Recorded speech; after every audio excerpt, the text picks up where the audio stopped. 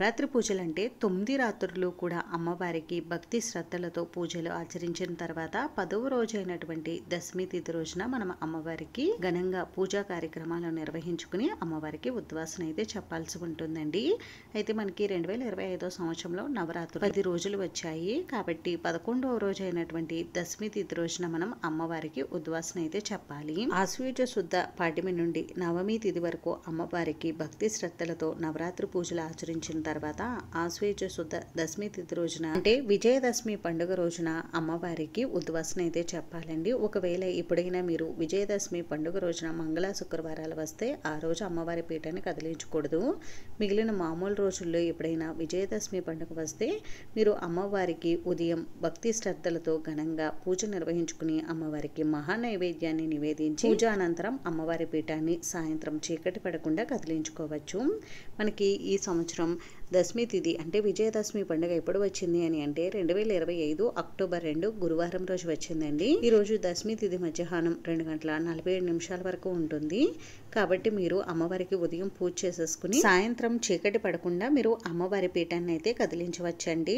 లేదంటే మీకు సాయంత్రం వరకు మాకు కుదరదు అని అనుకుంటే ఉదయం పూజ పూర్తయిన తర్వాత దీపాలు కొండెక్కిన తర్వాత అమ్మవారి పూజా పీఠాన్ని కదిలించుకోవచ్చు. ఒకవేళ మీరు పూజలో అఖండ దీపం పెట్టుకుంటే అఖండ దీపం కొండెక్కకుండా పీఠం కదిలించకూడదా అంటే అఖండ దీపం కొండెక్కకపోయినా మీరు దీపాన్ని పక్కగా తీసి పెట్టుకుని మీరు అమ్మవారి పూజా పీఠాన్ని కదిలించుకోవచ్చండి. అంటే చీకటి పడకుండా పీఠాన్ని కదిలించాలి కాబట్టి అఖండ దీపం కొండెక్కకపోయినా కూడా పర్వాలేదు. అయితే మీరు అఖండ దీపంలో ఆయిల్ వడ్డించడం ముందు రోజు నుండి ఆపితే మనకి విజయదశమి రోజు కరెక్ట్గా అఖండ దీపం అయితే కొండెక్కుతుంది. అఖండ దీపం మీరు అనుకునే సమయానికి కొండెక్కకపోతే దీపాన్ని తీసి పూజా మందిరంలో పెట్టుకుని మీరు అమ్మవారి పూజా పీఠాన్ని కదిలించేయండి. అమ్మవారి పీఠాన్ని కదిలించే ముందు అమ్మవారికి పూజ చేసినప్పుడు అమ్మవారికి మహా నైవేద్యాన్ని నివేదించాలండి.